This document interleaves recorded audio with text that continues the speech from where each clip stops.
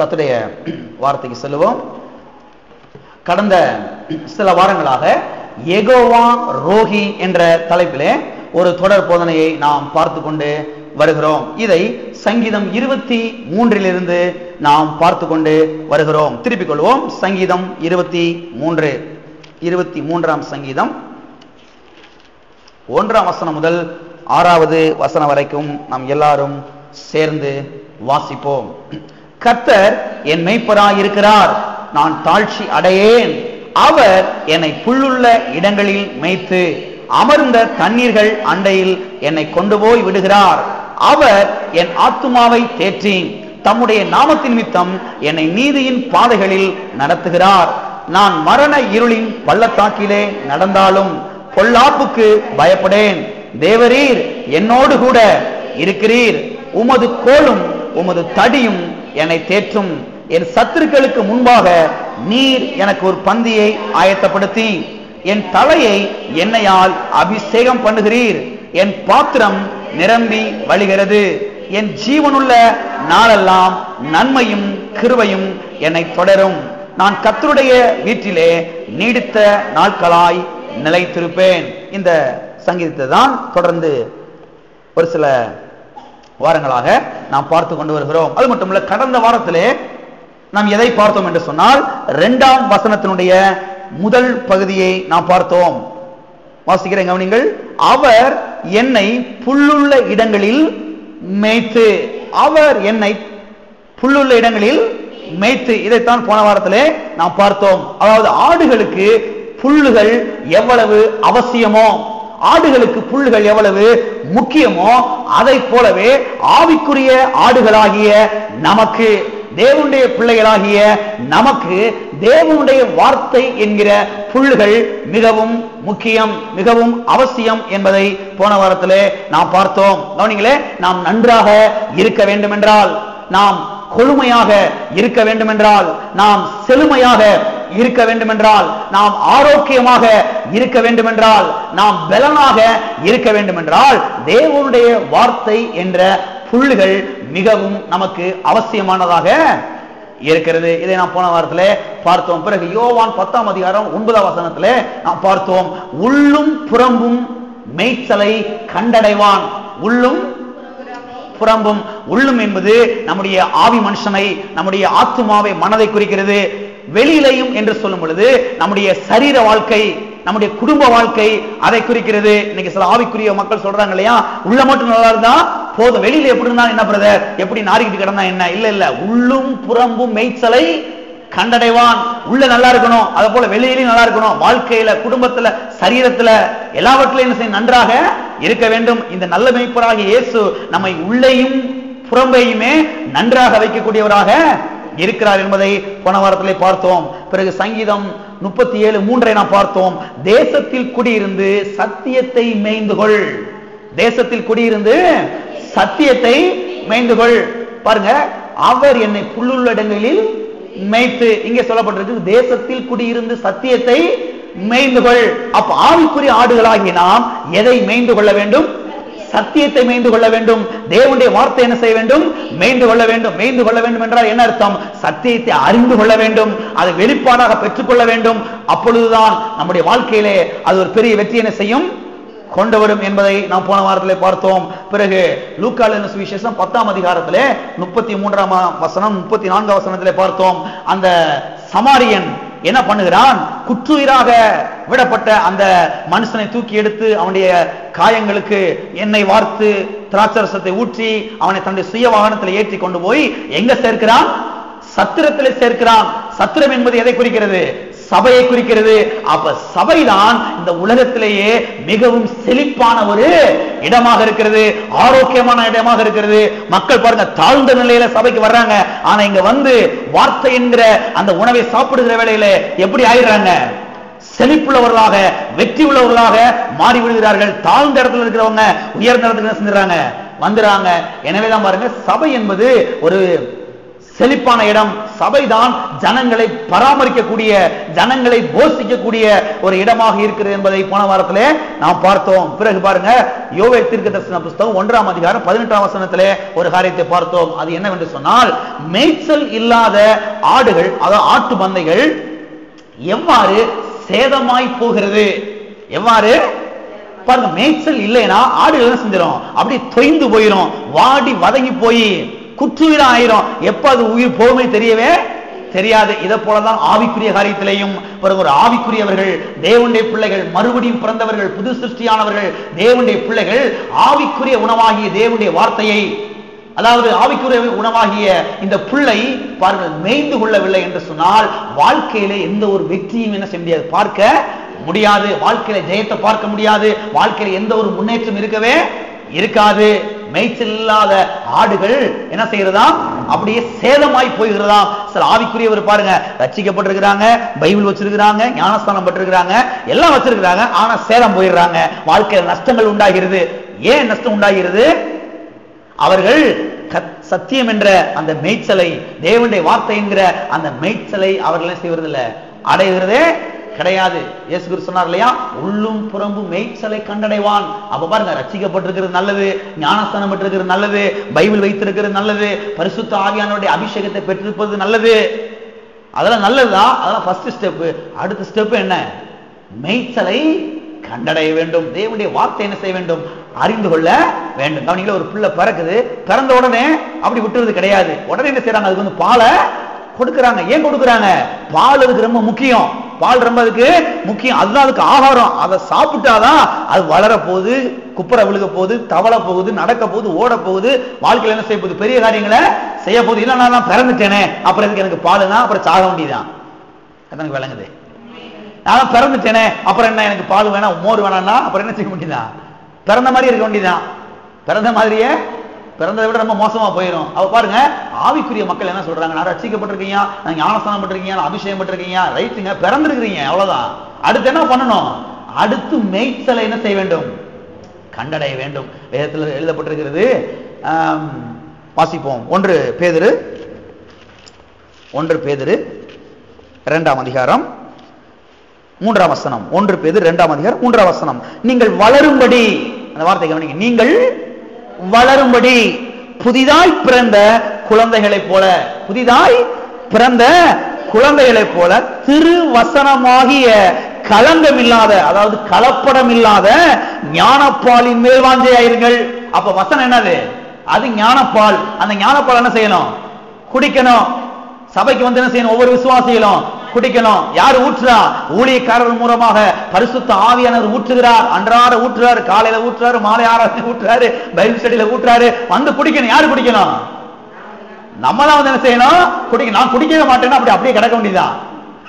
அப்படியே வாழ்க்கை காஞ்சு போயிடும். வாழ்க்கையில எந்த ஒரு ஜெயம் இருக்காது, வெற்றி இருக்காது, காஞ்சு போயிடும். அப்படியே கிடக்கும் பாருங்க. இங்க சொல்லப்பட்டிருக்கிறது, நீங்கள் வளரும்படி, நீங்கள் வளரும்படி. பிறந்தாச்சு, அடுத்து என்ன செய்யணும்? வளரணும். வளரணும் என்ன சாப்பிடணும்? பாலை குடிக்கணும். இங்க போட்டிருக்குது, திருவசனமாகிய கலப்படம் இல்லாத ஞானப்பால்.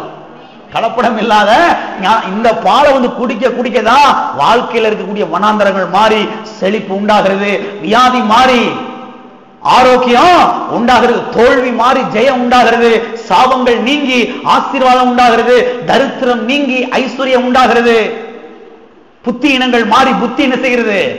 உண்டாகிறது. எதை குடிக்கணும்?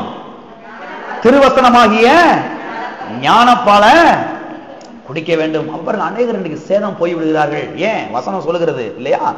யோவேல் தீர்க்கதரிசன புத்தகம் 1ஆம் அதிகாரம் 18ஆம் வசனம், மேய்ச்சல் இல்லாததினால் தான் சேதம் செய்கிறது, ஆய்போகிறது. எனவே ஒரு ஆவிக்குரிய மனுஷனுக்கு, ஆவிக்குரிய மனுஷிக்கு மேய்ச்சல் என்பது மிக மிக முக்கியம், அவசியம். தேவனுடைய வார்த்தை என்கிற மேய்ச்சலை கண்டடைய வேண்டும். இதைத்தான் பாருங்க போன வாரத்தில் நாம் பார்த்தோம். சரி, இன்றைக்கு 2ஆம் வசனத்தின் அடுத்த பகுதியை நாம் பார்க்க போகிறோம். திருப்பிக் கொள்வோம். சங்கீதம் 23ஆம் சங்கீதம் 2ஆம் வசனத்தை வாசிக்கிறேன், எல்லாரும் கவனிங்கள்.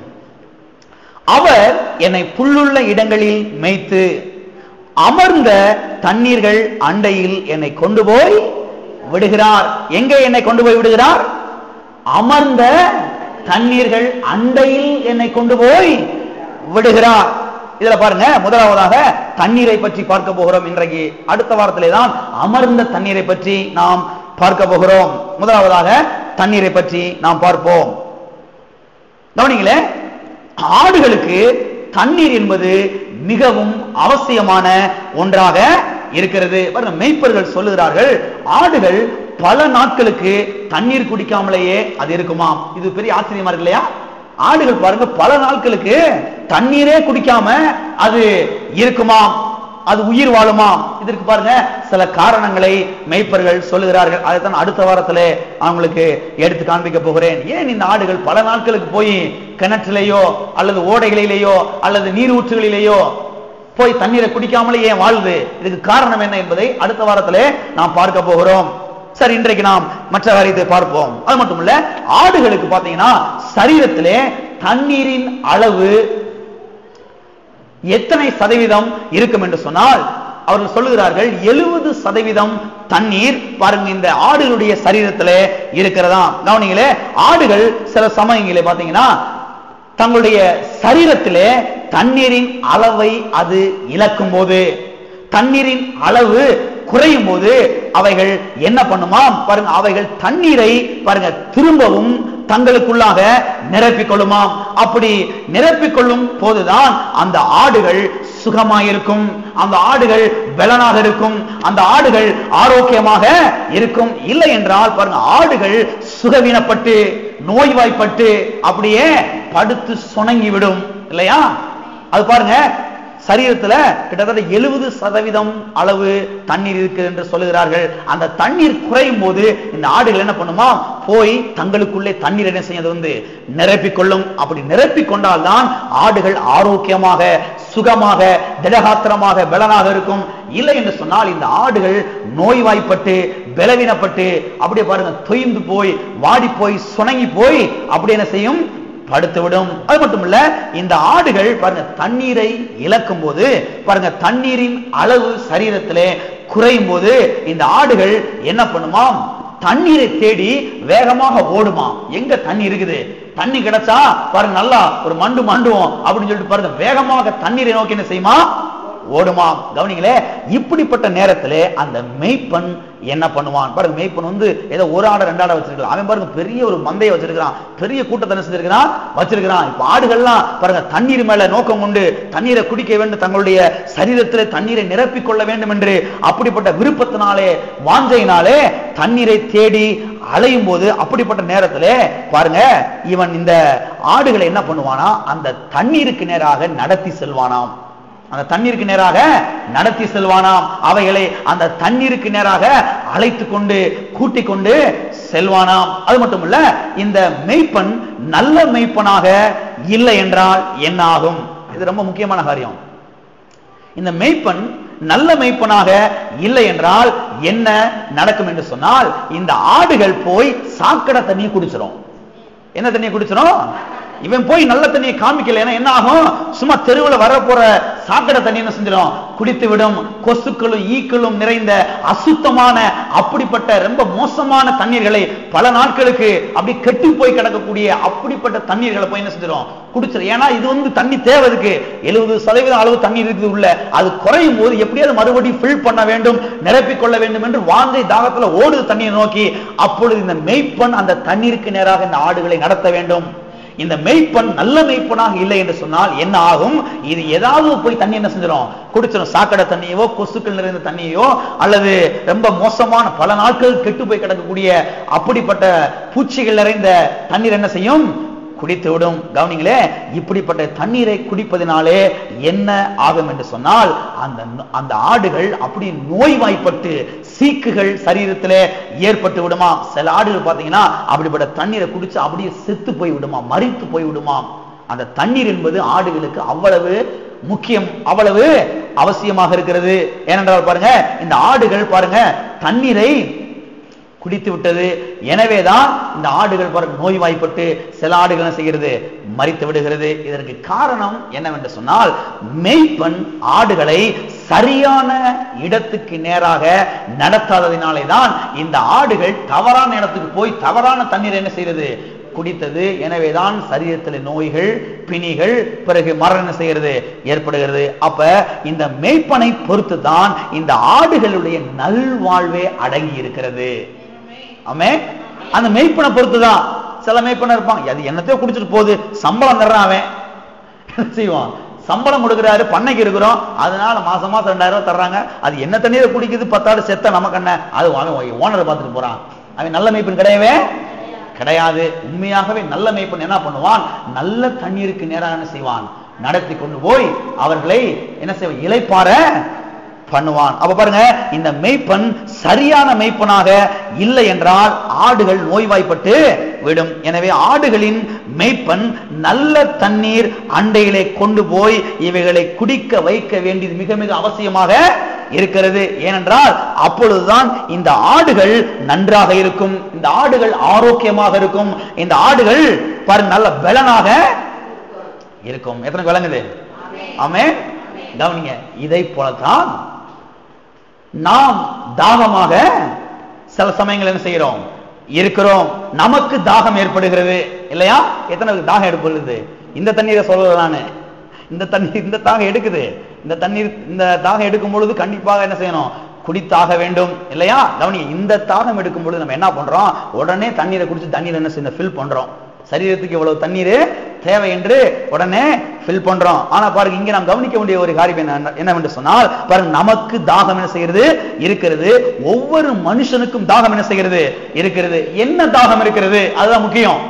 என்ன தாகம் இருக்கிறது, என்ன தாகம் இருக்கிறது சொன்னால் ஆத்தும தாகம் இருக்கிறது. என்ன தாகம்? ஆத்தும தாகம் இருக்கிறது. இந்த ஆத்தும தாகம் தீர வேண்டும். ஒவ்வொரு மனுஷனுக்கும், ஒவ்வொரு மனுஷிக்கும் இந்த ஆத்தும தாகம் என்ன செய்ய வேண்டும், தீர வேண்டும். அது மட்டுமல்ல, கவனிங்க, ஆடுகளுக்கு எப்படி சரீரத்திலே 70% தண்ணீர் இருக்கிறதோ, இதை போலவே மனுஷனுக்குள்ளேயும் ஒரு பகுதி இருக்கிறது. நல்லா கவனிங்க, இது ரொம்ப முக்கியமான காரியம். மனுஷனுக்குள்ளேயும் ஒரு பகுதி இருக்கிறது. அந்த பகுதி காலியாகிற வேளையிலே மனுஷன் என்ன உணர்கிறான்? நல்லா கவனிங்க, மனுஷன் தனிமையை உணர்கிறான். எத்தனை பேர் உணர்ந்திருக்கிறீங்க? ரட்சிக்கப்படுவதற்கு முன்பதாக இதை உணர்ந்திருப்பீங்க. இப்ப உணர வேண்டிய அவசியம் கிடையவே கிடையாது. ரட்சிக்கப்படுவதற்கு முன்பதாக அதை உணர்ந்திருப்பீங்க. அப்படி உள்ளத்துல ஒரு பெரிய வெறுமை, உள்ளத்துல அப்படி ஒரு இருட்டு. நம்ம ஏன் வாழ்றோம், நம்ம எதுக்கு வாழ்றோம், ஏன் இந்த பூமியில உயிரோட இருக்கணும், நம்ம செத்து போயிடலாமே, அப்படிப்பட்ட ஒரு வெறுமை, ஒரு தனிமையை மனுஷன் செய்கிறான், உணர்கிறான். கவனிங்களே, ஆடுகளுக்கு 70% தண்ணீர் சரீரத்திலே இருக்கிறது போல பாருங்க, மனுஷனுக்குள்ளேயும் பாருங்க இந்த ஆத்தும தாகம் என்ன செய்ய வேண்டும், தீர வேண்டும். மனுஷனுக்குள்ளேயும் ஒரு பகுதி இருக்கிறது. அந்த பகுதி காலியாகிற வேளையிலே, அந்த இடம் வெற்றிடமாக ஆகிற வேளையிலே அவன் என்ன செய்ய வேண்டும், அந்த இடத்தை அவன் நிரப்பிக்கொள்ள வேண்டும். அதை நிரப்பாதனால தான் மனுஷன் எதை உணர்றான், வெறுமை என்ன செய்யறான், உணர்றான். அப்படி பாருங்க, சில ஆளா தனிமையா உட்கார்ந்து இருப்பாங்க. ஏன்பா அப்படி இருக்குன்னா, என்னத்தங்க வாழ்ந்து நான் என்னத்தங்க அள்ளி கட்டிட்டு போறேன். ஏன்னா வாழ்க்கையில வெறுமை, வாழ்க்கையில தனிமை உணர்றான். நான் இருந்து என்ன பிரயோஜனம், நான் எதுக்காக வாழ்றேன், என்ன செய்யணும், நான் பாருங்க உள்ள ஏதோ ஒண்ணு கேக்குது, அது என்ன கேக்குதுன்னு சொல்ல தெரியல. உள்ள ஏதோ ஒண்ணு படபடன்னு அடிக்குது, ஏதோ ஒண்ணு கேக்குது, அதை கொண்டு போய் ஃபில் பண்ணணும்னு மனுஷன் விரும்புறான். ஆனா எதை கொண்டு போய் ஃபில் பண்ணணும், எதை நிரப்பணும் சொல்லி அவனுக்கு தெரியவே தெரியல. மனுஷன் பாருங்க ஏங்கி கொண்டு இருக்கிறான். எனவே பாருங்க, மனுஷனுக்குள்ளே இருக்கக்கூடிய அந்த காலியான பகுதி நிரப்பப்பட வேண்டும், வெறுமையான பகுதி நிரப்பப்பட வேண்டும். நிரப்பப்படவில்லை என்று சொன்னால் அவன் வெறுமையை உணர்வான், அவன் தனிமையை உணர்வான், அவன் இருள் என்ன செய்வான், உணர்வான். சரி, அந்த காலியான பகுதி என்பது என்ன, அந்த காலியான பகுதி என்பது என்ன? அதைத்தான் பாருங்க சத்திய வேதம் சொல்லுகிறது. ஆத்துமா அல்லது உள்ளான மனிதன், ஆத்துமா அல்லது உள்ளான மனிதன் என்று சொல்லுகிறது. எனவே நம்முடைய ஆத்துமா பாருங்க தாகம் தீர அது நிரப்பப்பட வேண்டும். நம்முடைய ஆத்துமா தாகம் தீர என்ன செய்ய வேண்டும், நிரப்பப்பட வேண்டும். நம்முடைய ஆத்துமா தாகம் தீர வேண்டும். சரி, மனுஷனுடைய ஆத்துமா தாகம் தீர அவன் எங்கே வர வேண்டும்? இப்படி சொல்றேன், மனுஷனுடைய ஆத்துமா தாகம் தீர தண்ணீர் எங்கே இருக்கிறது? அந்த மனுஷனுக்கு ஆத்துமா தாகம் தீரணும், ஆத்துமா தாகம் தீரணும். சரி, இந்த ஆத்துமா தாகம் தீர அவனுக்கு தண்ணீர் எங்கே இருக்கிறது, அவனுக்கு தண்ணீர் எங்கே கிடைக்கிறது? இந்த ஆத்துமா தாகத்தை தீர்க்க அவன் எங்கே வர வேண்டும்? அது ரொம்ப ரொம்ப முக்கியம். இந்த தண்ணீர் தவிச்சுதான் நேரா போய் வாங்கிடுறோம்.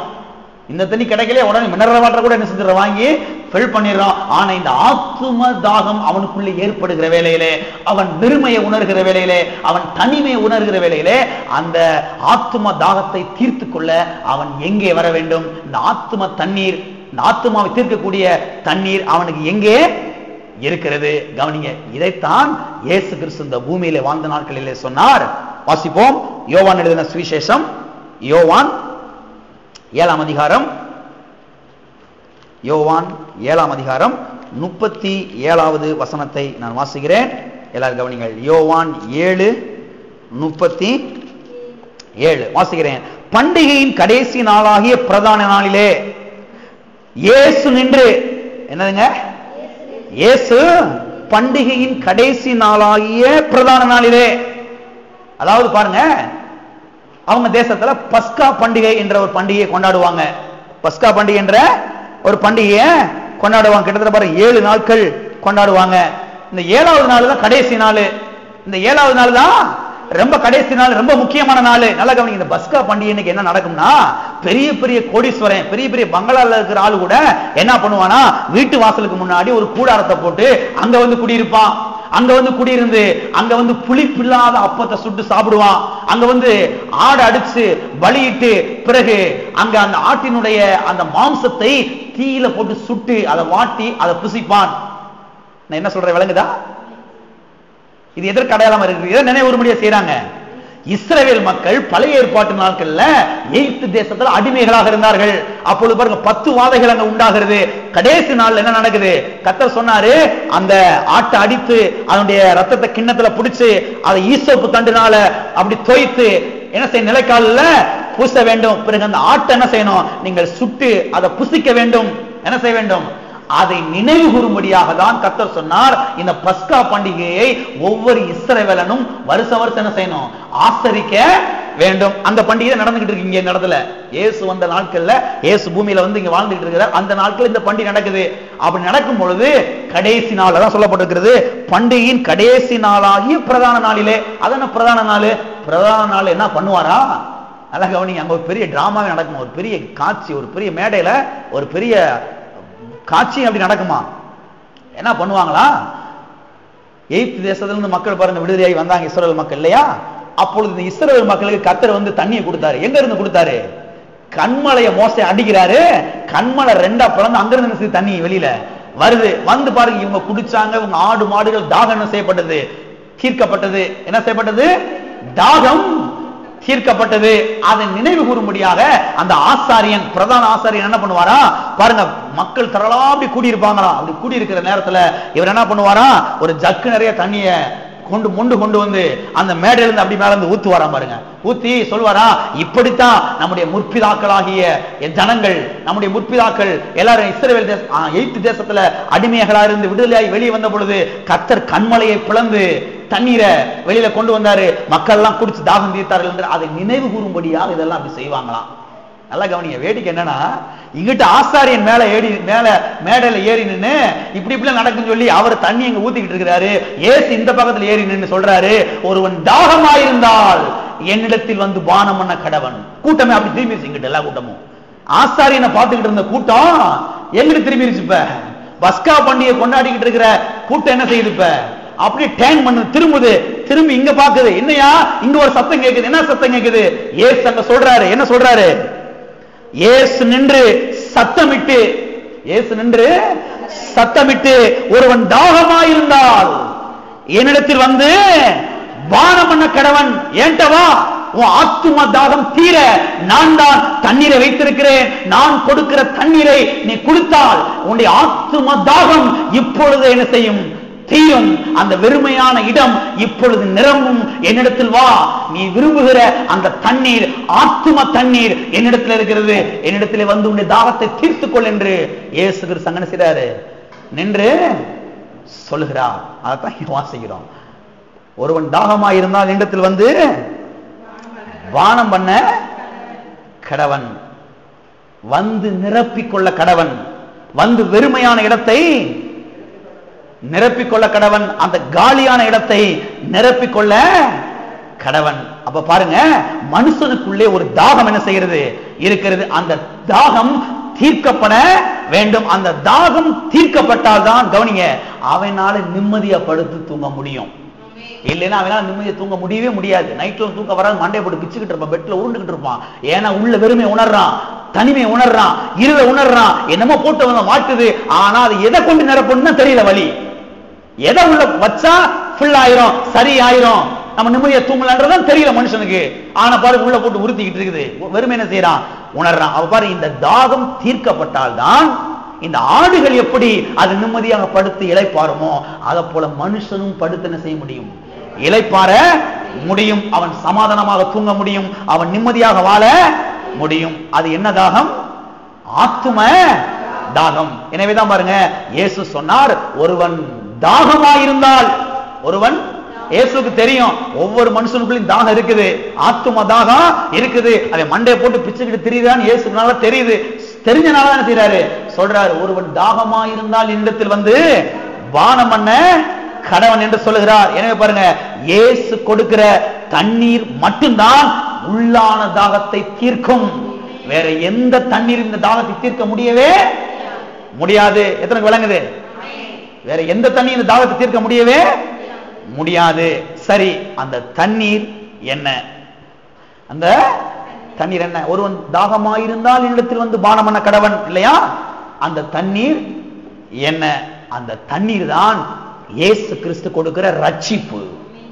இயேசு கிறிஸ்து கொடுக்கிற ரட்சிப்பு. ரட்சிப்பு என்கிற தண்ணீரை இயேசு கிறிஸ்து ஒவ்வொரு மனுஷனுக்கு என்ன செய்யறார், கொடுக்கிறார். ஆமென் சொல்லுங்க. எத்தனை ரட்சிக்கப்பட்டிருக்கிறீங்க பாருங்க.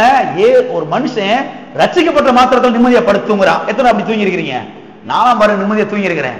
இயேசு ஏற்றுக்கொண்ட மாத்திரத்துல தலையில இருந்த அத்தனை சுமை அப்படி உருண்டு ஓடின மாதிரி இருக்கும். அவ்வளவு பாரங்கள், அவ்வளவு கவலைகள் எல்லாம் ஓடின மாதிரி இருக்கும். அன்னைக்கு தான் பாருங்க, ஒரு குழந்தை படுத்து தூங்கின மாதிரி என்ன செய்வாங்க, நிம்மதியா படுத்து தூங்குவாங்க, இல்லையா? ஒரு பிரசங்கர் எனக்கு தெரியும் பாருங்க, அவருக்கு பாருங்க வாழ்க்கையில பெரிய பயம், பெரிய பயத்தின் உணர்வு. என்னமோ யாரோ பண்ணிட்டாங்க போல, நைட்லாம் தூங்க மாட்டாராம், ரொம்ப அலைஞ்சுக்கிட்டே இருப்பாராம் பாருங்க. வாழ்க்கையில நிம்மதியே கிடையாது. செத்து போயெல்லாம் நினைக்கும் பொழுது யாரோ ஒருத்தர் வந்து இயேசுவை பற்றி சொன்னாராம் பாருங்க. இயேசுவை ஏற்றுக்கொள்ளுப்பா, இயேசுவை பிடிச்சிக்க, இயேசுவை நம்பு, உன்னுடைய பாரங்கள், உன்னுடைய கவலைகள் மாறும், உன்னுடைய வெறுமைகள் எல்லாம் மாறும் சொல்லி சொன்னாரா பாருங்க. அந்த நாள்ல பாருங்க அவர் இயேசு கிறிஸ்துவை ஏற்றுக்கொண்டாராம். அவர் சொல்றாரு, என் வாழ்க்கையில ஒரு 3 வயசு 2 வயசு குழந்தை எப்படி படுத்து நிம்மதியா தூங்குமோ அந்த மாதிரி அன்றைக்கு இரவு நான் தூங்கினேன்னு சொல்றாரு அவர். இப்ப பாருங்க, இயேசு எப்படிப்பட்ட எந்த தண்ணியை கொடுக்கிறாரு? ரட்சிப்பு என்கிற தண்ணீரை கொடுக்கிறார். ரட்சிப்பு என்கிற தண்ணீரை என்ன செய்யறார்? ஒவ்வொரு மனுஷனுக்கும் கொடுக்கிறார். அது மட்டுமல்ல, கவனிங்களேன், ஆடுகள் எப்படி அந்த சாக்கடை தண்ணீரை குடித்து அது நோய்வாய்ப்பட்டு விடுகிறதோ, இதை போலவே பாருங்க மனுஷனும் தவறான இடங்களுக்கு சென்று தன்னுடைய தாகத்தை அவன் தீர்த்து கொள்ள முயற்சிக்கிறான். வாழ்க்கையில உணர்வ அந்த வெறுமை உணர்றான், தனிமையை உணர்றான், இருளை உணர்றான். ஆனா எப்படி, எதை கொண்டு இந்த தாகத்தை தீர்க்க வேண்டும் என்று அவனுக்கு தெரியல. எனவே என்ன பண்றான் இவன் பாருங்க, பலவிதமான இடங்களுக்கு சென்று அந்த ஆத்தும தாகத்தை தீர்த்து கொள்வதற்கு அவன் என்ன செய்யறான்? முயற்சி எடுக்கிறான். பாருங்க, அப்படி முயற்சி எடுக்கிற வேலையில தான், தவறான இடத்துக்கு போய் தவறான ஏதோ ஒன்றை அவன் செய்கிற வேலையில தான் என்ன ஆகுறது என்று சொன்னால், அவனுடைய நிலைமை இன்னும் கொஞ்சம் ரொம்ப மோசமாயிருது. ஏற்கனவே ரொம்ப மோசமா இருக்கிறான் ஆளு. இப்போக்கு நேரத்துக்கு என்ன ஆகுமோ என்ற நிலைமையில இருக்கிறான். இப்ப போய் தவறான இடத்துக்கு போய் தவறான காரியத்தை செஞ்சு அதை நிரப்பிக்கொள்ளலாம் முயற்சிக்கும் பொழுது என்ன ஆகுது? இந்த வாழ்க்கை இன்னும் கொஞ்சம் என்ன செஞ்சது? ரொம்ப மோசமாகி விடுகிறது. இன்னும் கொஞ்சம் வாழ்க்கை கேடாகி விடுகிறது. சரி, மனுஷன் தன்னுடைய தாகத்தை தீர்த்து கொள்ள எப்படிப்பட்ட இடங்களுக்கு அவன் செல்கிறான்? எங்கே செல்கிறான்? உள்ள வெறுமை உணர்றான், தனிமை உணர்றான். ஆனா இயேசுவிடத்துல வந்தாதான் இந்த தாகம் தீர்ன்றது அவனுக்கு தெரியல. தெரியாத பட்சத்துல அவன் என்ன செய்யறான்? எங்கேயோ போய் எதையோ ஒண்ணு குடிக்கிறான், எதோ ஒண்ணு குடிச்சு என்னத்தையோ ஒண்ணு பண்ணி அவன் நிரப்பிக்கொள்ள நினைக்கிறான். அந்த வெற்றிடத்தை, அந்த காலியான பகுதி நிரப்ப நினைக்கிறான். அது என்ன பண்றான் அதை கொஞ்சம் நீங்க கவனிக்க வேண்டும். சில ஆட்கள் என்ன பண்றாங்கன்னா, சாராய கடைக்கு போயிடுறாங்க. பார்த்திருக்கீங்களா? அவங்ககிட்ட நீங்க கூப்பிட்டு கேட்டு பாருங்க. புதுசா குடிக்கிறப்போ குடிச்சு பழகின ஆளுக்கு வேற மாதிரி நம்ம சொல்லுவான் பதில். ஆனா புதுசா குடிக்கிறாள், என்னைக்குமே குடிக்காத ஆள் போய் குடிக்கிறவனை கூப்பிட்டு கேளுங்க, ஏன்பா நல்லா நான் பிறந்த நல்ல மனுஷனா இருந்தா என்ன பயமா குடிக்கிறேன் சார், வாழ்க்கையில நிம்மதி இல்லை சார், வாழ்க்கையில் நிம்மதியே கிடையாது. ஏன் வாழ்றேன்னு தெரியல, வாழ்க்கையில வெறுமை உணர்றேன், தனிமை உணர்றேன். எனக்கு நீ யார் சார் இருக்கிறா? சொல்ற பதில பாத்தீங்களா? உள்ளத்தை எதை உணர்றான்? வெறுமை உணர்றான், தனிமை உணர்றான். ஆனா அதை எதை கொண்டு ஃபில் பண்ணணும் அவனுக்கு தெரியல. அதனால எங்க போயிடுறான்? மதுபான கடைக்கு, சாராய கடைக்கு என்ன செஞ்சிடறான்? ஓடி விடுகிறான். சில ஆட்கள் பாருங்க, களியாட்டுகள், அதுக்கு போயிடுறாங்க. பல விதமான கேளிக்கைகள், வேடிக்கைகள், அப்படிப்பட்ட இடங்களுக்கு என்ன செய்யறார்கள்? செல்கிறார்கள். சில ஆட்கள் இருக்காங்க, விசேஷமா இது வந்து பெண்கள் செய்யற வேலைகள். அவங்க என்ன பண்ணுவாங்கன்னா, நிறைய கடைக்கு போய் நிறைய கதை புஸ்தகம் வாங்கிட்டு செய்வாங்க உட்காந்து. அப்படியே கட்டுக்கட்டா இருக்கும் பாருங்க. ஏன்னா வாழ்க்கையில வந்து நிம்மதி இல்ல, வெறுமை உணர்றாங்க. அதனால இந்த புஸ்தகத்துல ஏதாவது கிடைக்குமா, என்னமாதும் கதை சொல்லுவாங்களா ஜாலியா இருக்கிறதுக்கு அப்படின்னு பாருங்க. எல்லாரும் வேலைக்கு போன பிறகு பாருங்க, இந்த புத்தகத்தெல்லாம் போட்டு என்னென்னமோ பேர் இருக்கு இல்லையா, போட்டு எல்லாத்தையும் நோண்டி அவங்க பாருங்க படிச்சு என்னமா தீத்துக்குள்ள நினைப்பாங்க. ஆனா வாழ்க்கையில வெறும் மறுபடியும் என்னதான்? வெறுமைதான். சில ஆட்கள் இருக்கிறாங்க பாருங்க, அவங்க என்ன பண்றாங்கன்னா, அவங்க பேக்க தூக்கிடுவாங்க. 2-3 ட்ரெஸ் உள்ள வச்சுக்கிட்டு, எங்கடா குளம் குட்டை இருக்குது, நல்ல நதிகள் இருக்குது, ஆறுகள் இருக்குது, அங்க ஒரு நதி இருக்குதா, அங்க போய் முங்கி குளிச்சுட்டு வந்தா எல்லாம் தீந்துருமா சொல்லி அங்க பேக்க தூக்கிட்டு திரிவாங்க. இது யார் விசேஷமா பண்ணுவாங்கன்னு அந்த கிழடு கட்டன்னு சொல்லுவாங்க பாருங்க. அப்படிப்பட்ட குரூப் தான் அது. பாருங்க, வயசான காலத்துல பயம், வெடத்து போகுது, என்ன ஆகுமோ, செத்த அடுத்து எங்க போய் சேருவோம்? செத்தா கண்ணை மூடுனா அங்க எங்க கண்ணை திறப்போம்? அடுத்து நாயா பறப்பமா, பேயா பறப்பமா, எலிக்குட்டியா பறப்பமான்ற பயத்தை வர கிளப்பி விட்டுட்டாங்க. வாழ்க்கையில வேற வெறுமை வேற, என்ன பண்ணணும்னு தெரியாம பேக்கை தூக்கிட்டு 2 பேரும் பாருங்க, காசை எடுத்துக்கிட்டு, சம்பாரிச்ச பணத்தை எல்லாம் எடுத்துக்கிட்டு அங்க அப்படியே சுத்திக்கிட்டு திரிவாங்க. ஏன்னா வாழ்க்கையில நிம்மதி இல்லைங்க. கடைசி காலத்துல என்ன இல்ல, வாழ்க்கையில நிம்மதி இல்லையா, வெறுமையை உணர்றேன், அப்படி என்ன பண்ணணும்னு தெரியல என்று பாருங்க. அப்படிப்பட்ட ஒரு குரூப் என்ன செய்யுது? திரிகிறது. அப்படிப்பட்ட காரியங்களை செய்யறாங்க அவங்க. சில ஆள்கள் இருக்காங்க, அந்த குரூப் என்ன பண்ணும்னா, இது கொஞ்சம் யங் ஏஜா இருக்கும், கொஞ்சம் யங் ஸ்டேஜா இருக்கும். அவங்க என்ன பண்ணுவாங்கன்னா, அவங்க வேறமா பண்ணிக்கிட்டு போய் எங்கடா ஒரு மலை இருக்குது, அந்த மலைக்கு கீழே போய் என்ன செய்வோம்? உட்காந்து மரத்துக்கு கீழே உட்காந்து தியானம் பண்ணிட்டு வருவோம். மரத்துக்கு கீழே உட்காந்து இமயமலை அடிவாரத்துல போய் உட்காந்து வந்தா நிம்மதி கிடைச்சிருதான், அது சரியாயிருதான் சொல்லி அப்படி ஒரு கூட்டம் கிளம்பி என்ன செய்யுது? அங்க போய் உட்காந்துட்டு என்ன பண்ணி பார்த்தாலும் இந்த தாகத்தை செய்ய முடியல, தீர்க்க முடியல. மனுஷன் மறுபடியும் ஏத்த உணர்றான், வெறுமையத்த உணர்றான், காலியான இடத்தை உணர்றான். அதை ஃபில் பண்ண அவனுக்கு தெரியல, அவன் தவிச்சுக்கிட்டு இருக்கிறான். ஆனா இயேசு சொல்லிட்டாரு, ஒருவன் தாகமாயிருந்தால் என்னிடத்தில் வந்து பானமன கடவன். உன்னுடைய காலியான இடத்தை நிரப்பக்கூடிய ஆள் யாரு தெரியுமா? நான் மட்டும்தான். நான் வந்துதான் அந்த இடத்துல செய்ய முடியும், ஃபில் பண்ண முடியும். வேற எதுவும் ஃபில் பண்ண முடியவே எதனை விளங்குது? இவர் மட்டும்தான், ரட்சிப்பு மட்டும்தான், சுவிசேஷம் மட்டும்தான், கல்வாரி சிலுவை மட்டும்தான் அந்த இடத்தை என்ன செய்ய முடியும்? ஃபில் பண்ண முடியும். ஆமென். சில ஆட்கள் இருக்கிறாங்க, இவங்க என்ன பண்ணுவாங்கன்னா, ஒரு கல்யாணம் பண்ணி பாக்குறது, உள்ள வெறுமனீங்களே இன்னொரு கல்யாணம் பண்ணி பாக்குறது, இவரை பத்தி விட்டுட்டு, இவரை நாள் பிடிக்கலையா, போயா உங்களோட வாழ்ந்து ஒரே போர் அடிச்சு போச்சு, ஒரு நிம்மதியை வரல, நீ எதுக்கு அப்படின்னு போயான்னு பத்தி விட்டுட்டு இன்னொரு ஆளை பண்றது. அவர்கிட்டையும் 2 மாசம் 3 மாசம் இருந்து பாக்குறது, அதுவும் சரியில்லையா போ அப்படின்னு பத்தி விட்டுறது. பிரச்சனையாச்சு, அவர்கிட்ட கிடையாது.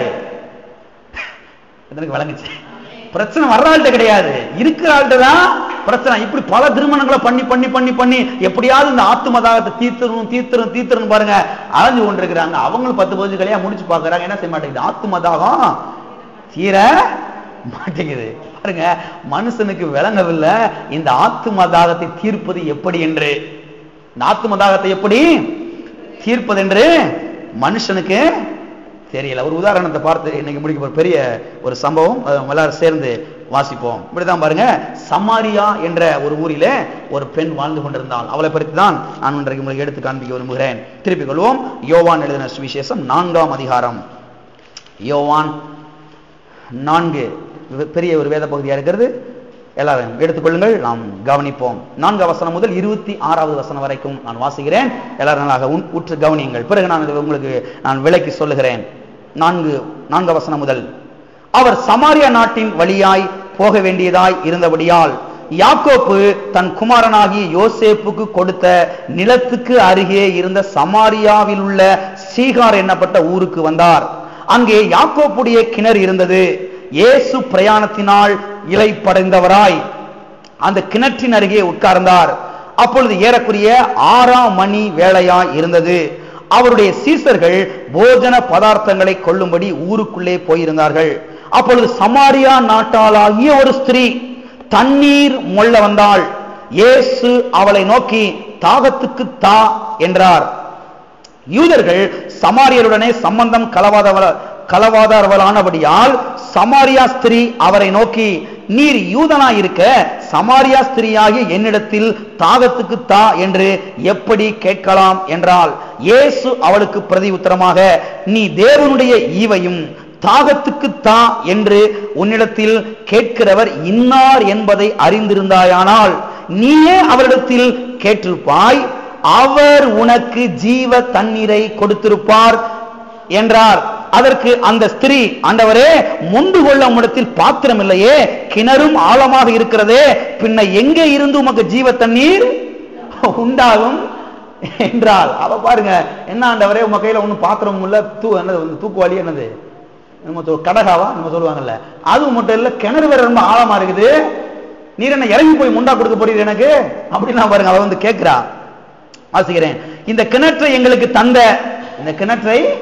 எங்களுக்கு தந்த நம்முடைய பிதாவாகி யாக்கோப்பை பார்க்க நீர் பெரியவரோ, அவரும் அவர் பிள்ளைகளும் அவர் மிருக ஜீவன்களும் இதிலே குடித்ததுண்டே என்றால். இயேசு அவளுக்கு பிரதி உத்தரமாக, இந்த தண்ணீரை குடிக்கிறவனுக்கு மறுபடியும் தாகம் உண்டாகும். மறுபடியும் எத்தனை வரைக்கும் தண்ணி காலையில் எத்தனை முறை குடிச்சீங்க? இன்னைக்கு காலையில் நிறைய குடிக்க வேண்டியதாயிருச்சு, ஏன்னா வெயில் காலம் ஸ்டார்ட் ஆயிடுச்சு இல்லையா. ஏன்னா இந்த தண்ணியை குடிச்சா மறுபடியும் தாகம் வரும். ஏசு இங்க சொல்றாரு, இந்த தண்ணியை குடிச்சா மறுபடியும் தாகம் என்ன செய்யும், உண்டாகிட்டு. நான் கொடுக்கிற தண்ணியை குடிச்சா அன்னைக்கு கூட தாகம் நின்றோம். அந்த தண்ணீர் இருந்துச்சு, நீ வாங்கிக்கோ அப்படின்ட்டு தான் பாருங்க வந்து பேசிக்கிட்டே வர்றாரு. வாசிக்கிற பாருங்க, நான் கொடுக்கும் தண்ணீரை குடிக்கிறவனுக்கு ஒரு காலம் தாகம் உண்டாகாது, நான் அவனுக்கு கொடுக்கும் தண்ணீர் அவனுக்குள்ளே நித்திய ஜீவகாலமாய் ஊறுகிற நீரூற்றாய் இருக்கும் என்றார். அந்த ஸ்திரீ அவரை நோக்கி, ஆண்டவரே, எனக்கு தாகம் உண்டாகாமலும் நான் இங்கே முண்டு கொள்ள வராமல் இருக்கும்படி அந்த தண்ணீரை எனக்கு தர வேண்டும் என்றார். இவ வேற தண்ணி நினைச்சிட்டு இருக்கிறா. இவ ஒரு டைம் கொடுத்தா போதும், அப்புறம் சோறாக்குறது குழம்பு வைக்கிறதுக்கெல்லாம் நிரந்தரமா கிடைச்சிடும் போல இவ வேற தண்ணி நினைச்சிட்டு இருக்கிறா. ஆனா ஏசு என்ன தண்ணியை பத்தி பேசிக்கிட்டு இருக்கிறாரு? ஜீவ தண்ணீரை பற்றி பேசிக்கிட்டு இருக்கிற, ரட்சிப்பு என்கிற தண்ணீரை பற்றி பேசிக்கொண்டு இருக்கிறார். அந்த ஸ்திரீ அவரை நோக்கி, ஆண்டவரே, எனக்கு தாகம் உண்டாகாமலும் நான் இங்கே முண்டு கொள்ள வராமல் இருக்கும்படி அந்த தண்ணீரை எனக்கு தர வேண்டும் என்றால். இயேசு அவளை நோக்கி, நீ போய் உன் புருஷனை இங்கே அழைத்து கொண்டு, மேட்டு கரெக்டா வந்துட்டாரு, விஷயத்து கரெக்டா வந்துட்டாரு. இவளை எங்க பிடிச்சா அவளை கரெக்டா கொண்டு வந்து நிப்பாட்டிடுறது. இது வரைக்கும் சும்மா அப்படியே பேசிக்கிட்டே வர்றாரு. பேசிட்டு வந்து கரெக்டா இவளை வந்து நிறுத்துறதுக்கு, இவளுக்குள்ள என்ன தாகம் இருக்குது என்பதை கண்டுபிடிக்கிறது கரெக்டா ஒரு கேள்வி கேட்கிறார். ஒரு புருஷன் என்ன செய்ய, போய் கூட்டிக் கொண்டு வா என்றார். அதற்கு அந்த ஸ்திரீ, எனக்கு புருஷன் இல்லை என்றால். இயேசு அவளை நோக்கி, எனக்கு புருஷன் இல்லை என்று நீ சொன்னது சரிதான். அப்படி என்றால் எப்படி என்றால், 5 புருஷர்கள் உனக்கு இருந்தார்கள். எத்தனை புருஷர்கள்? 5 புருஷர்கள் ஏற்கனவே இருந்தார்கள். இப்பொழுது உனக்கு இருக்கிறவன் உனக்கு புருஷன் அல்ல, இதை உள்ளபடி சொன்னாய் என்றார். அப்பொழுது அந்த ஸ்திரீ அவரை நோக்கி, ஆண்டவரே, நீ தீர்க்கதரிசி என்று காண்கிறேன். எங்கள் பிதாக்கள் இந்த மலையிலே தொழுது கொண்டு வந்தார்கள், நீங்கள் எருசலேமில் இருக்கிற ஸ்தலத்திலே தொழுது கொள்ள வேண்டும் என்கிறீர்களே என்றால். அதற்கு இயேசு, ஸ்திரீயே, நான் சொல்லுகிறதை நம்பு, நீங்கள் இந்த மலையிலும் எருசலேமில் மாத்திரமல்ல எங்கும் பிதாவை தொழுது கொள்ளும் காலம் வருகிறது. நீங்கள் அறியாததை தொழுது கொள்கிறீர்கள், நாங்கள் அறிந்திருக்கிறதை தொழுது கொள்கிறோம். ஏனென்றால் ரட்சிப்பு யூதர்கள் வழியாய் வருகிறது. உண்மையாய் தொழுது கொள்ளுகிறவர்கள் பிதாவை ஆவியோடும் உண்மையோடும் தொழுது கொள்ளும் காலம் வரும், அது இப்பொழுதே வந்திருக்கிறது. தம்மை தொழுது கொள்ளுகிறவர்கள் இப்படிப்பட்டவர்களாய் இருக்கும்படி பிதாவானவர் விரும்புகிறார். தேவன் ஆவியாயிருக்கிறார், அவரை தொழுது கொள்ளுகிறவர்கள் ஆவியோடும் உண்மையோடும் அவரை தொழுது கொள்ள வேண்டும் என்றார். பாருங்க, பெரிய ஒரு வேத பகுதி. இந்த முழுசா வாசிச்சாதான் அவங்களுக்கு விளங்கும், அதனால தான் நான் வாசித்தேன். கவனிங்களே, இங்கே ஆண்டவராகிய இயேசு கிறிஸ்து சமாரியா நாட்டை சேர்ந்த ஒரு ஸ்திரியும் இங்கே பேசிக்கொண்டிருக்கிறது குறித்து நாம் இங்கே பார்க்கிறோம். ஆண்டவராகிய இயேசு கிறிஸ்து பாருங்க, ஊழியத்தின் மித்தமாக களைப்படைந்தவராய் ஒரு கிணற்று அருகே வந்து உட்காருகிறார். அப்பொழுது பாருங்க, ஏறக்குறைய 6ஆம் மணி வேலையாகிறது. 6ஆம் மணி வேலையாக ஆகிறது. நீங்க வேதத்துல வாசிப்பீங்க, சில சமயங்கள் 6ஆம் மணி வேலை, 3ஆம் மணி வேலை, 9ஆம் மணி வேலை அப்படின்னு வாசிப்பீங்க இல்லையா? எப்ப வாசித்தாலும் அங்க சொல்லப்பட்டிருக்கிற அந்த மணியை விட 6 மணி எக்ஸ்ட்ரா நீங்க கூட்டிக்கிறணும். கூட்டிக்கிட்டா நம்ம டைம் கிடைச்சிடும். எத்தனை இங்க என்ன சொல்லப்பட்டிருக்கிறது? 6ஆம் மணி, 6 கூட்டம் எத்தனை மணி? இப்ப 12. மத்தியானம் 12 மணிக்கு ஒரு தண்ணி எடுக்க வர்றா.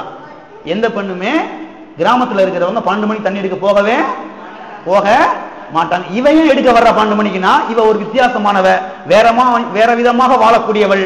எல்லா பெண்களும் வாழக்கூடிய விதத்துல வாழாமல் வேற ஒரு ரூட்ல வாழக்கூடிய பெண்ணாக இருக்கிறபடியால் யாருக்கு தெரியாம 12 மணிக்கு என்ன செய்யறா? தண்ணி எடுக்க வர்றா. அங்க தண்ணி எடுக்க வந்து அங்க ஒருத்தர் உட்கார்ந்து இருக்கிறாரு, கிணத்தடியில அங்க ஒருத்தர் உட்கார்ந்து இருக்கிற ஆண்டவர் இயேசு கிறிஸ்து என்ன செய்யறாரு? அங்க வந்து உட்கார்ந்து இருக்கிறாரு. அது மட்டும் இல்ல, கவனிக்கல, தண்ணீரை எடுக்க வரும்போது அங்க பாத்தீங்கன்னா இயேசு உட்கார்ந்து இருக்கிறாரு. உட்கார்ந்தது மாத்திரமல்ல, இயேசு இவர்கிட்ட கேட்கிறாரு. இவருக்கு வந்து தெரியுது, இவளுக்கு வந்து உள்ள தாகம் இருக்குது, உள்ள வெறுமையை உணர்றா, தனிமையை உணர்றான்னு இயேசுக்கு நல்லா தெரியுது. தெரிஞ்சேதான் இவர்கிட்ட பேச்ச கொடுத்து பேச்ச வாங்கி இவருடைய இருதயத்தை நிரப்ப வேண்டும் என்று தேவன் செய்யறாரு. திட்டம் போட்டு என்ன செய்யறாரு? இங்க என்ன செய்யறாரு? பேசுகிறாரு. இயேசு கேட்கிறாரு, தாகத்துக்கு தாகத்துக்கு தா. கேட்ட உடனே இவ சொல்றா, நீர் யூதனாயிருக்க சமாரியா நாட்டாளாகி என்னிடத்திலே நீர் தண்ணீர் கேட்கலாமா என்று பாருங்க. இவ சொல்றா. என்ன விஷயம்னா, இந்த யூதர்களுக்கும் சமாரியர்களுக்கும் ஆகவே ஆகாது. என்னைக்குமே எலியும் பூனை மாதிரி. யூதர்கள் இவனை வந்து பண்ணின்னு சொல்ல, இவன் அவனை நாயின்னு சொல்ல, இப்படியே பாருங்க பல கலவரங்கள் உண்டாக்கிட்டே இருக்கணும். பொண்ணு கொடுத்து பொண்ணு எடுக்க மாட்டாங்க, ஜாதி வித்தியாசங்கள் இவங்களுக்குள்ள. இப்படிப்பட்ட இருக்கும் பொழுது பாருங்க இவ சொல்றா, நீர் யூதனா இருக்க என்கிட்ட போய் தண்ணி கேட்கலாமா? தெரிஞ்சுதான் கேட்கிறீரா? என்கிட்ட வந்து நான் ஒரு சாதாரண பெண்ணு, ஒரு சமாரியா ஸ்திரீ, நான் சமாரியா ஸ்திரீ என்று நினைச்சுதான் நீர் என்கிட்ட வந்து தண்ணீர் கேட்கிறீரா என்று பாருங்க அவள் வந்து கேட்கிறாள். கவனிங்களே, இப்படி பேசிக்கிட்டே இருக்கும் பொழுது பாத்தீங்கன்னா விஷயம் என்னன்னாங்க, இவர் நேரா அப்படி பேசிக்கிட்டே வந்து நேரா கொக்கிய போடுறாரு. இயேசு சொல்றாரு, என்ன சொல்றாருன்னா, உன்னிடத்திலே தண்ணீர் கேட்கிறவர் இன்னார் என்று நீ அறிந்திருப்பாயானால் நீ அவரிடத்திலே தண்ணீர் என்ன செஞ்சிருப்பாய்? கேட்டிருப்பாய். அவர் உனக்கு என்ன செஞ்சிருப்பாரு? ஜீவ தண்ணீரை கொடுத்திருப்பார் என்று இயேசு கிறிஸ்து என்ன செய்யறாரு? சொல்லுகிறார். கவனிங்களே, இப்படி பேசிக்கொண்டே இருக்கும் பொழுது பாருங்க இவளுக்கு ஒண்ணுமே விளங்கல. என்னடா இவர் வந்து நம்ம இந்த தண்ணியை பத்தி பேசிக்கிட்டு இருக்கோம், இவர் ஜீவ தண்ணீர் சொல்றாரு, இதை குடிச்சா உனக்கு தாகம் வராதுன்னு சொல்றாரு, இது உனக்குள்ள நித்திய காலம் ஊறிக்கிட்டே இருக்கு வர சொல்றாரு, ஒன்னும் விளங்கலையே என்று பாருங்க. இவர் வந்து இப்படி குழம்பிக்கிட்டே இருக்கும் பொழுது இயேசு உடனே சொல்றாரு, சரி அதெல்லாம் இருக்கட்டும், விடு, போய் உன் புருஷனை கூட்டிட்டு வா. போ, உனக்கு ஒண்ணும் விளங்கலையா? போய் என்ன செய்ய, உன் புருஷனை கூட்டிட்டு வா என்று பாருங்க இயேசு கிறிஸ்து சொல்றாரு. உடனே பாருங்க இவ சொல்றா, எனக்கு புருஷன் இல்ல. உடனே சொல்றாரு, பரவாயில்ல ஒத்துக்கிட்ட, நீ பரவாயில்ல ஒத்துக்கிட்ட, ஏற்கனவே உனக்கு 5 புருஷன் இருந்தா இப்போ ஒரு புருஷன் இருக்க, 6வது இவன் யாரு கிடையாது, உனக்கு வந்து புருஷன் கிடையாது, நீ உள்ளபடி என்ன செய்த இதை வந்து ஒத்துக்கொண்டா என்று இயேசு கிறிஸ்து சொல்றாரு. பாருங்க எல்லாரும் இப்ப ஆழமாக நீங்கள் வந்து இங்க கவனிக்க வேண்டும். சிலர் வந்து என்ன பண்றாங்கன்னா, இப்ப சொன்னேன் இல்ல கொஞ்ச நேரத்துக்கு முன்னாடி, தங்களுக்குள்ளே இருக்கக்கூடிய அந்த வெறுமையை, அந்த தனிமையை, அதாவது அந்த ஆத்தும தாகத்தை தீர்த்துக் கொள்வதற்கு இப்படிப்பட்ட ரூட்ல போறாங்க. எப்படிப்பட்ட ரூட்ல போறாங்க? இப்படி பல திருமணங்களை பண்ணி பாக்குறது, இதை பண்றது அதை பண்றது ஒன்னும் வரல, வாய்க்க வரல, அப்படியே போயிட்டே இருக்குது. எதுக்குன்னா இவங்களுக்குள்ள என்னத்தை உணர்றாங்க? வெறுமைய உணர்றாங்க, தனிமையை உணர்றாங்க, இருளை உணர்றாங்க. ஆத்துமதாக உள்ள என்ன செய்யுது? எடுத்துருச்சு. அதை பாருங்க ஃபில் பண்ண தெரியல, தெரியாதனாலதான் பாருங்க சில ஆட்கள் பாருங்க இப்படிப்பட்ட வழியில போய் கொண்டிருக்கிறார்கள். கவனிங்களே, இந்த பெண் பாருங்க தன்னுடைய ஆத்தும தாகத்தை தீர்த்து கொள்ள என்ன பண்ணுகிறாள் என்று சொன்னால், முதலாவது ஒரு திருமணத்தை பண்ணி பார்க்கிறார். அந்த ஆள் சரிப்பட்டு வரல, சரிப்பட்டு வரலனே அந்த ஆளவே கழட்டி விட்டுட்டான். இப்ப 2வது ஆளை திருமணம் முடிச்சு பார்க்கிறா. இந்த ஆளு சரிப்பட்டு வரல, என்ன பண்ற, இவரை என்ன செஞ்ச ஆளு கழட்டி விட்டுட்டா. 3வது ஆளு என்ன செய்யறாரு, இப்ப வந்து திருமணம் முடிச்சு பார்க்கிறா. இதுவும் ஃபெயிலியர், இதுவும் தோற்று போயிட்டா. வாழ்க்கையே கசந்து போச்சு. என்னையா முதல்ல கல்யாணம் முடிச்சு பார்த்தோம், கொஞ்சம் ஏதாவது வாழ்க்கை இனிப்பா இருக்குன்னு பார்த்தா இன்னமும் கொஞ்சம் கசந்து, 2வது ஆளும் போயிட்டா, இப்ப 3வது ஆள் வந்துட்டான். என்னையா வாழ்க்கையில ஒரே கசப்பா இருக்குது என்று பாருங்க. அவள் வந்து சலித்து போய், நொந்து போய், கசந்து போய் என்ன செய்யறா, அப்படி வாழ்ந்து கொண்டிருக்கிறா. இப்ப 4வது ஆளை திருமணம் முடிக்கிறதுக்காக என்ன செய்யறா, முயற்சி பண்றா. 4வது ஆளை திருமணம் முடிச்சு பார்க்கும்போது பாத்தீங்கன்னா இப்ப இது ரொம்ப மோசமா போகுது. ஏற்கனவே இருந்த 3 பேரை விட இது ரொம்ப மோசமான செய்து போய்கிட்டு இருக்குது. 5வது ஆளை பாக்குறா. இப்ப ஆளு கொஞ்சம் பார்த்து செலக்ட் பண்றா. ஏற்கனவே வந்தவங்க எல்லாம் கொஞ்சம் ஒரு மாதிரி இருந்தாங்க. இப்ப நல்லா செலக்ட் பண்ணி, இப்பெல்லாம் பாருங்க இமெயில் அதெல்லாம் இருக்கு பாருங்க, நல்லா ஸ்கெட்ச் பண்ணி நல்லா கரெக்டா வாட்ட சாட்டம் மண்ணை தலை சுருட்ட முடியா இருக்குதா, நல்லா எவ்வளவு எல்லாத்தையும் கரெக்டா அக்குவர அணிவரை எடுத்து கரெக்டா பிடிப்போம் ஆளை அப்படின்னு சொல்லி நல்லா வாட்ட சாட்டமா இருக்கிற ஆளை பார்த்து, நல்ல கையில லட்சக்கணக்கா சம்பாதிக்கிற ஆளை பார்த்து இப்ப பிடிச்சு பாக்குற, அதுவும் ஃபெயிலியர்.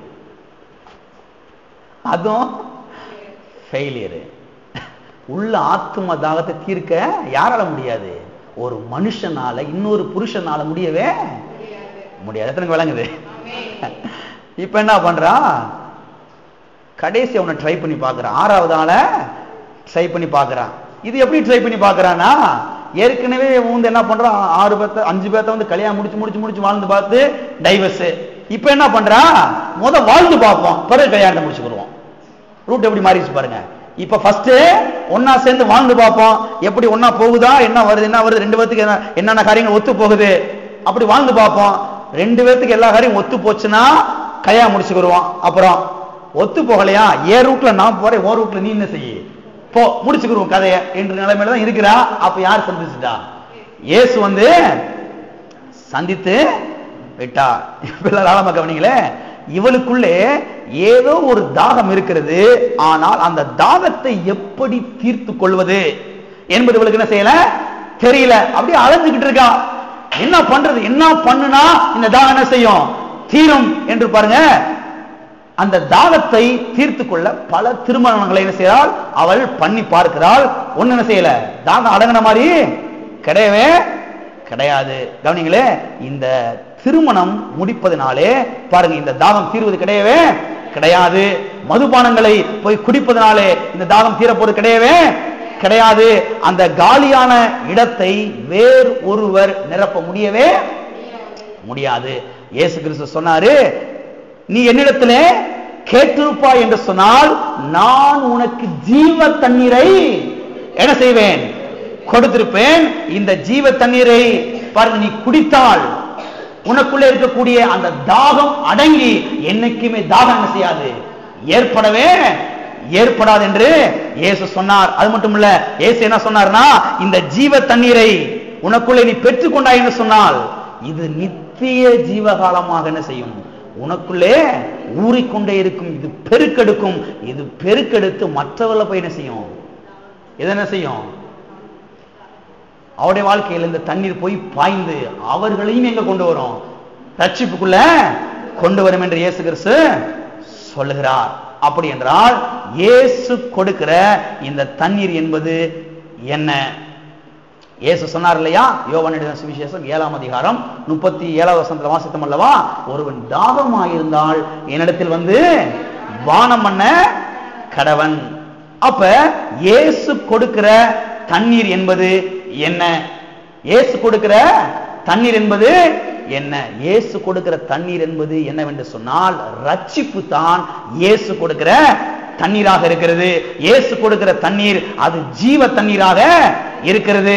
நான் கொடுக்கிற இந்த ரட்சிப்பை நீ பெற்றுக்கொண்டால் இனி ஒரு காலமும் உனக்கு தாகம் ஏற்படவே ஏற்படாது என்றுதான் இயேசு கிறிஸ்து செய்றார், இங்கே சொல்லுகிறார். அப்ப இயேசு கொடுக்கிற ஜீவ தண்ணீர் தான் அந்த காலியான இடத்தை, அந்த வெறுமையான இடத்தை, அந்த இருளான இடத்தை நீக்கி அங்க என்ன செய்யும், அதை வந்து நிரப்ப முடியும். இயேசு கொடுக்கிற ரட்சிப்பு என்கிற தண்ணீர் மட்டும்தான் அந்த வெற்றிடத்தை என்ன செய்யும், நிரப்ப முடியும்.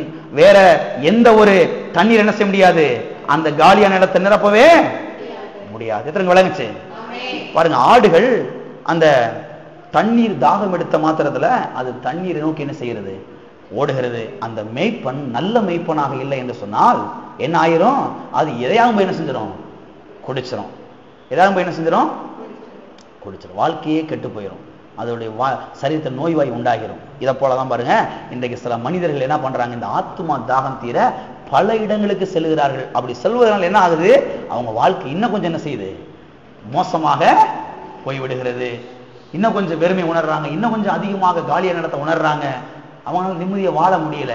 அப்ப பாருங்களேன், இந்த காலியான இடத்தை, இந்த வெறுமையான இடத்தை நிரப்பக்கூடியவர் யார் என்று சொன்னால் இயேசு மட்டுமே என்ன செய்ய முடியும்? இந்த காலியான இடத்தை நிரப்ப முடியும். இயேசு கொடுக்கிற அந்த ரட்சிப்பு என்கிற தண்ணீர் மட்டுமே அந்த இடத்தை என்ன செய்ய முடியும்? நிரப்ப முடியும். ஜீவ தண்ணீராகிய இயேசு மட்டுமே அந்த காலியான இடத்தை என்ன செய்ய முடியும்? நிரப்ப முடியும். அப்படிப்பட்டவரை நீங்க சந்திக்கும் பொழுது இந்த தண்ணி தான் நீங்க அவங்களுக்கு கொடுக்கணும்.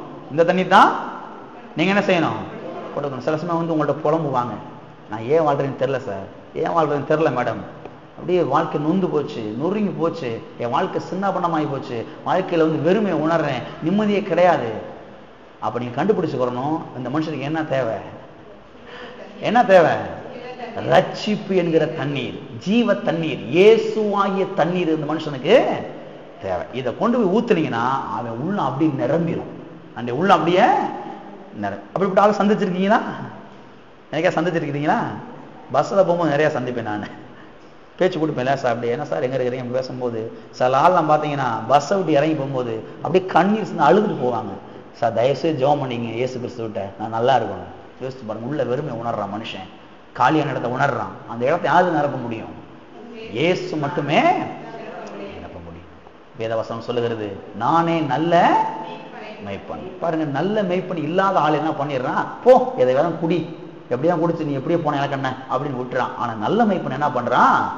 என்ன கஷ்டப்பட்டாலும் சரி, என்ன சிரமப்பட்டாலும் பரவாயில்ல, உனக்கு அந்த நல்ல தண்ணி என்ன செய்வேன் நான் கொடுப்பேன்னு சொல்லி அதை அந்த நல்ல தண்ணீருக்கு நேராக அழைத்து கொண்டு போகிறான்.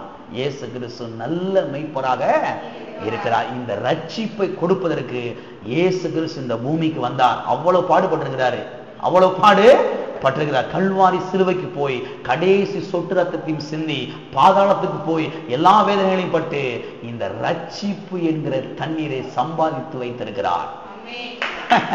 ரட்சிப்பு என்கிற தண்ணீரை சம்பாதித்து வைத்திருக்கிறார். இயேசு சொல்றாரு, ஒருவன் தாகமாயிருந்தால் என்னிடத்தில் வந்து பானம் பண்ண கடவன், வா என்கிட்ட வா. இயேசு சொன்னார் இல்லையா, வருத்தப்பட்டு பாரம் சுமக்கிறவர்களே நீங்கள் எல்லோரும் என்னிடத்தில் வாருங்கள், நான் உங்களுக்கு இளைப்பாறுதல். இதை யார் சொல்ல முடியும் நினைக்கிறீங்க? இந்த உலகத்துல எந்த மனுஷன் சொல்ல முடியவே முடியாது. எவ்வளவு பெரிய ஆளு சொல்ல முடியாது, எவ்வளவு பெரிய கோடீஸ்வரன் சொல்ல முடியாது. கோடீஸ்வரனுக்கு இந்த தண்ணி தான் தேவை, கோடீஸ்வரனுக்கு இந்த தண்ணி தான் தேவை, நிறைய படிச்சவனுக்கு இந்த தண்ணி தான் தேவை, கிராமத்துல இருக்கிறவங்களுக்கு இந்த தண்ணி தான் தேவை. இயேசு கிறிஸ்து கல்வாரி சிலுவையிலே பாருங்க கடைசி சொட்டு ரத்தத்தையும் சிந்தி இந்த ரட்சிப்பை நமக்கு என்ன செய்திருக்கிறார்? சம்பாதித்திருக்கிறார், சம்பாதித்து வைத்திருக்கிறார். இதை ஒரு காலத்திலே நாம் பருகினோம், இன்றைக்கு நாம் தாகம் தீர்க்கப்பட்டிருக்கிறோம். இதை போலதான் பாருங்க எத்தனையோ பாருங்க தாகம் எடுத்து இன்றைக்கு அலைந்து கொண்டிருக்கிறார்கள். அவர்களுக்கு இந்த ரட்சிப்பு என்கிற தண்ணீரை நாம் என்ன செய்ய வேண்டும்? போய் கொடுக்க. எத்தனை பேர் கொடுக்க போறீங்க? யோசித்து பாருங்க. கொடுத்தீங்கன்னா நான் சொல்றேன், அந்த குடும்பம் வாழ்ந்து சுகித்திருக்கும், நன்றாக இருக்கும். அவங்க சொல்லுவாங்க, இந்த இயேசு அறிமுகப்படுத்தினது அவங்க தாங்க, இன்னைக்கு நான் நல்லா இருக்கிறேன், என் வெறுமெல்லாம் நீங்கி, என் காலியான இடமெல்லாம் நீங்கி, இன்னைக்கு இயேசு உள்ள ஃபில் பண்ணியிருக்கிறாரு, நிரம்பி இருக்கிறாரு, இன்னைக்கு நான் வாழ்ந்திருக்கிறேன்னு சொல்லி சொல்லுவாங்க. கண்டிப்பா சொல்லுவாங்க, சொல்ல மாட்டாங்களா? சொல்வார்கள். அப்ப பாருங்க, ஆடுகளுக்கு தண்ணீர் என்பது ரொம்ப ரொம்ப முக்கியம், அவசியம். இந்த ஆடுகள் அது தண்ணீர் தாகம் எடுத்து ஓடுகிற வேளையில இந்த மேய்ப்பன் கொண்டு போய் என்ன செய்யறாரு? நல்ல தண்ணீர் அண்டையில விடுகிறார். பாருங்க, நமக்கு இந்த ரட்சிப்பை கொடுக்கும்படியாக இயேசு கிறிஸ்து இந்த பூமிக்கு என்ன செய்தார்? நம்மை தேடி வந்து இந்த ரட்சிப்பு என்கிற தண்ணீரை நமக்கு என்ன செய்திருக்கிறார்? கொடுத்திருக்கிறார். இந்த ஆத்தும தாகத்தை நமக்கு என்ன செய்திருக்கிறார்? தீர்த்திருக்கிறார். எத்தனை பேர் ஆத்தும தாகம் தீர்க்கப்பட்டிருக்கிறீங்க? சந்தோஷமா சொல்லுங்களேன். எனக்கு ரொம்ப சந்தோஷமா இருக்குதுங்க, அவ்வளவு சந்தோஷமா இருக்குது. இயேசு இல்லைன்னா என்னைக்கு செத்து போயிருக்க வேண்டிய ஆளு. அந்த காலியான இடத்தை அவர் வந்து மாத்திரம் நிரப்பலைன்னா என்னைக்கு செத்து போயிருக்க வேண்டிய ஆளு. இன்னைக்கு உயிரோட என்ன செய்யறோம்? நம்ம வந்து இருக்கிறோம். ஆமென். எனவே பாருங்க, இதை மனதில் இன்றைக்கு வைப்போம். அடுத்த வாரத்திற்கு ஒரு முக்கியமான காரியத்தை பார்க்க போறோம். இந்த அமர்ந்த தண்ணீர் என்பது என்ன? ஆடுகள் 3 இடத்திலிருந்து தண்ணீரை பெற்றுக் கொள்கிறது. ஒன்று, அதிகாலையிலே பனிகள் இறங்கி அந்த புல்லின் மேலே அமர்ந்திருக்கும், அதை போய் குடிக்கும் அந்த தண்ணியை. அதுதான் இருக்கிறதுலேயே பெஸ்டான தண்ணீர். அந்த தண்ணீரை குடிக்கும், அங்கிருந்து தண்ணீரை பெற்றுக் கொள்கிறது. 2வது வந்து கிணற்றிலிருந்து இந்த ஆடுகள் தண்ணீரை பெற்றுக் கொள்கிறது. 3வதாக நீர் ஊற்றுகளில் இருந்து ஆடுகள் தண்ணீரை பெற்றுக்கொள்ளும். இந்த 3 விதத்திலிருந்து 3 இடங்களில் இருந்து தான் ஆடுகள் தங்களுடைய தண்ணீரை தங்களுடைய தாகத்தை என்ன செய்கிறது? தீர்த்து கொள்ளுகிறது. இந்த 3ம் எதற்கு அடையாளமா இருக்கிறது? இன்றைக்கு நல்ல மேய்ப்பனாகிய இயேசு நம்மை எப்படிப்பட்ட தண்ணீருக்கு நேராக நடத்துகிறார் என்பதை அடுத்த வாரத்தில் நாம் பார்க்க போகிறோம். எல்லாரும் எழுந்திருப்போம், நாம் ஜெபிப்போம். எல்லாரும் கர்த்தரை நாம் ஸ்தோத்திரிப்போம். இந்த ஆத்தும தாகம் நமக்குள்ளே தீர்க்கப்பட்டிருக்கிறது. எல்லாரும் அதற்காக நன்றி செலுத்துவோம். கர்த்தாவே உங்க ஸ்தோத்திரம். நல்ல மெய்ப்பரே, என்னை தேடி வந்து அந்த வெறுமையான இடத்தை, அந்த காலியான இடத்தை நீ நிரப்பினீரே கர்த்தாவே. அதை இன்றைக்கு நான் எண்ணி பார்க்கிறேன். அதை இன்றைக்கு நான் எண்ணி பார்க்கிற ஆண்டவரே, நன்றி செலுத்துகிறேன். நன்றி செலுத்துகிற ஆண்டவரே, நன்றி செலுத்துகிறேன். ஓ உங்க நன்றி, உங்க நன்றி ஆண்டவரே. ஒரு காலத்துல இந்த தண்ணியை தேடி நான் எத்தனையோ இடத்துக்கு சென்றிருக்கிறேன் ஆண்டவரே. பல இடங்களுக்கு சென்றிருக்கிறேன். அன்னைக்கு தெரியல எனக்கு. ஆனா ஒரு நாள் எப்படியோ ஏதோ ஒரு வழியில யார் மூலமாகவோ நீர் எனக்கு வெளிப்பட்டீர். இந்த தாகத்தை எனக்குள்ளாக நீர் தீர்த்தீர். அதை இன்றைக்கு நான் எண்ணி பார்க்கிற ஆண்டவரே.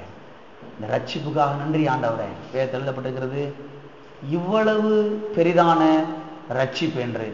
ரட்சிப்பு வந்து விலையேறப்பட்டது. அதுக்கு மதிப்பு நீங்க கொடுக்கவே முடியாது. நீங்க காசு கொடுத்து இந்த ரட்சிப்பை வாங்க முடியாது. வேதத்தில் எழுதப்பட்டிருக்கிறது, நீங்கள் வெள்ளியினாலும் பொன்னினாலும் மீட்கப்படாமல் ஆட்டுக்குட்டியின் இரத்தத்தினாலே மீட்கப்பட்டு இருக்கிறீர்கள். இயேசு கிறிஸ்துவின் ரத்தத்தை பற்றி அங்க பேசப்பட்டிருக்கிறது.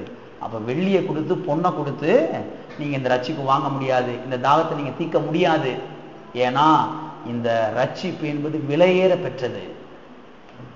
விலையை மதிக்க முடியாது. இயேசு கிறிஸ்துவின் ரத்தமும் இந்த ரட்சிப்பும் ஒண்ணு. இயேசு கிறிஸ்துவின் ரத்த கிரயம்தான் இந்த ரட்சிப்பு. அவ்வளவு பெரிய காரியம் அது. இதை எந்த மனுஷனும் காசு கொடுத்து வாங்க முடியாது. இதை தேவன் ஒவ்வொரு நபருக்கும் இலவசமாய் கொடுக்கிறார். இலவசமாய் கொடுக்கிறார். நமக்கெல்லாம் ஒரு நாள் இலவசமா கர்த்தர் கொடுத்தாரு. அதனால இயேசு சொன்னாரு, ஒருவன் தாகமாயிருந்தால் என்னிடத்தில் வந்து பானம் பண்ண கடவன். எவ்வளவு காசு ஆண்டவரே? இதுக்கு காசு கொடுக்க முடியாது உன்னால. நான் இலவசமா தர்றேன், வாங்கிக்க போ. உன் இடத்தை ஃபில் பண்ணிக்க. உனக்குள்ள ஒரு வெறுமையான இடம் இருக்கு இல்லையா, காலியான இடம் இருக்கு இல்லையா, அதை நான் தான் நிரப்ப முடியும். வேற யாரும் நிரப்ப முடியாது. எல்லாரும் கர்த்தரை நாம் ஸ்தோத்திரிப்போம். கர்த்தருக்கு நன்றி செலுத்துவோம். கர்த்தாவின் இந்த ரட்சிப்புக்காக நன்றி. ஆத்தும தாகத்தை தீர்த்தவரே உமக்கு நன்றி. நல்ல மெய்ப்பரே, இந்த ஆத்தும தாகத்தை தீர்த்தபடியால் உமக்கு ஸ்தோத்திர ஆண்டவரே. ஓ உமக்கு நன்றி, உமக்கு நன்றி ஆண்டவரே. உமக்கு நன்றி ஆண்டவரே. உமக்கு நன்றி, உமக்கு நன்றி ஆண்டவரே. நன்றி ஆண்டவரே, உமக்கு நன்றி ஆண்டவரே. ஓ உமக்கு ஸ்தோத்திரம். பல இடங்களுக்கு அலைந்து திரிந்த ஆண்டவர். ஒரு நாள் எங்கெங்கேயோ அலைந்து திரிந்தேன். என்னுடைய ஆத்துமதாகம் அடங்கலை. இயேசுவே நீர் என்னை சந்தித்தீர். என்னுடைய ஆத்துமதாகம் அடங்கி இன்றைக்கு அந்த தண்ணீர் எனக்குள்ளே ஊறிக்கொண்டிருக்குது ஆண்டவரே. நித்திய ஜீவகாலமா எனக்குள்ளே ஊறிக்கொண்டிருக்கிறது. இந்த ரட்சிப்புக்காக நன்றி ஆண்டவரே. நன்றி ஆண்டவரே. நன்றி ஆண்டவரே. நன்றி ஆண்டவரே. ஓ ஸ்தோத்திரம். எங்கள் அன்பின் பிதாவே, கர்த்தராகிய இயேசு நாமத்தில் உம்முடைய சமூகத்தில் நாங்கள் வருகிறோம். ஆசீர்வதிக்கப்பட்ட அந்த வேலைக்காக ஸ்தோத்திரம் ஆண்டவரே. இவ்வளவு பெரிதான ரட்சிப்பு என்று நாங்கள் சத்திய வேதத்தில் வாசிக்கிறோமே, இவ்வளவு பெரிதான ரட்சிப்புக்காக, இந்த மீட்புக்காக நன்றி செலுத்துகிறோம். எங்களுடைய காலியான இடத்தை நிரப்பினவரே, வெறுமையான இடத்தை நிரப்பினவரே, உமக்கு நன்றி ஆண்டவரே. உங்களுடைய ரட்சிப்பு எங்களுக்குள்ளே பெருக்கெடுத்து ஓடுவதாக. இது அநேகரை பாதிக்கட்டும் கர்த்தாவை. சென்று வெறுமை உணர்கிற இப்படிப்பட்ட மக்களுக்கு இந்த ஜீவ தண்ணீரை நாங்கள் கொடுக்க எங்களை எடுத்து பயன்படுத்துங்க ஆவியானவரே. எங்களை எடுத்து பயன்படுத்துங்க ஆவியானவரே. ஓ அவிதமாய் செய்கிறீர். அதற்காக உமக்கு ஸ்தோத்திரம். அந்த ஒவ்வொருடைய தேவையும் மகிமை ஐஸ்வரியத்திலிருந்து நல்ல மெய்ப்பரே நீர் சந்தித்தபடியால் உமக்கு ஸ்தோத்திரம் ஆண்டவரே. எல்லா துதி கனமையும் உமக்கு நாங்கள் கொடுக்கிறோம். இயேசு நாமத்தில் பிதாவே. என் ஆத்துமாவே கர்த்தரை ஸ்தோத்திரி. பரிசுத்த நாமத்தை ஸ்தோத்திரி. என் ஆத்துமாவே கர்த்தரை ஸ்தோத்திரி. கர்த்தர் செய்த சகல உபகாரங்களையும் மறவாதே. நம்முடைய கர்த்தராகிய இயேசு கிறிஸ்துவின் கிருபையும் பிதாவாகிய தேவனுடைய அன்பும் பரிசுத்த ஆவியானவருடைய ஐக்கியமும் இப்போதும் எப்போதும் நம் அனைவரோடும் கூட சதா காலங்களிலும் இருப்பதாக. ஆமென்.